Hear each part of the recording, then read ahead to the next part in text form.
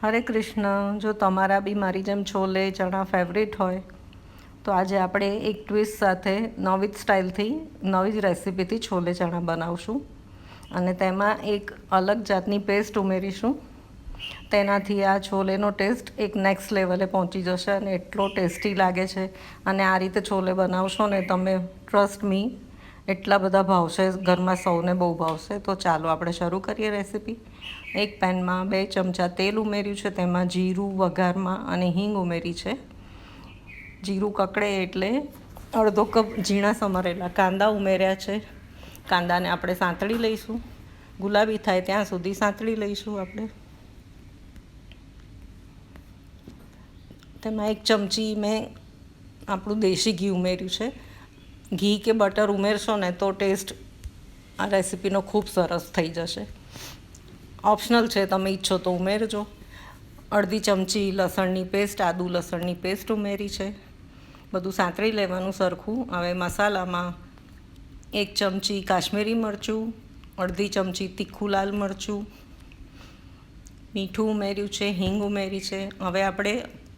હવે જે આપણે પેલી પેસ્ટ ઉમેરવાની છે તે બનાવી લઈશું. તો અડધો કપ જે છોલે બાફી રાખ્યા હતા આપણે, તેમાંથી અડધો કપ છોલે લીધા છે, 1 બાફેલું બટાકું ઉમેર્યું છે અને 1 મોટો ચમચો મોળું દહીં ઉમેરી અને આપણે બ્લેન્ડર જારમાં આ બધું સરખું પેસ્ટની જેમ વાટી લઈશું આપણે.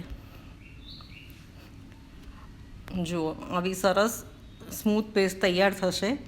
અને જે આપણે કાંદા લસણને બધું સાંતળી રાખ્યું હતું તેમાં આપણે ઉમેરી દઈશું.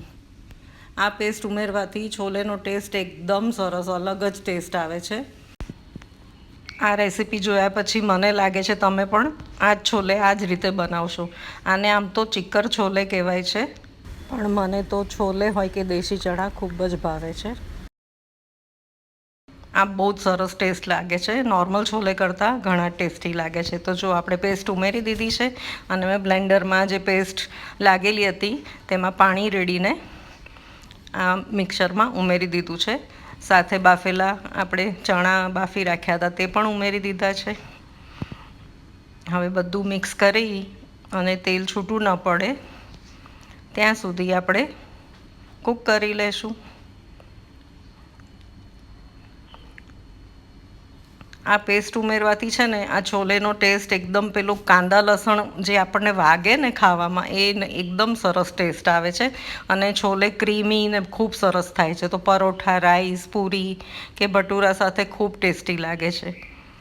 હવે ઢાંકીને તેલ છૂટું પડે ત્યાં સુધી આપણે થવા દઈશું. અત્યારે તો વેકેશન છે, બચ્ચાઓને ખૂબ મજા પડી જશે. જો 10 મિનિટ પછી આપણું તેલ છૂટું પડી ગયું છે અને છોલે એકદમ સરસ ક્રીમી તૈયાર થયા છે. મારા ઘરમાં તો હવે આ જ રેસીપીથી આ ચિક્કર છોલે જ બને છે મારે ત્યાં. છેલ્લે આપણે ફ્રેશ કોથમીરથી ગાર્નિશ કરી અને મેં પરોઠા બનાવ્યા છે. સરસ ક્લોંજીના બી છાંટીને પરોઠા બનાવ્યા છે.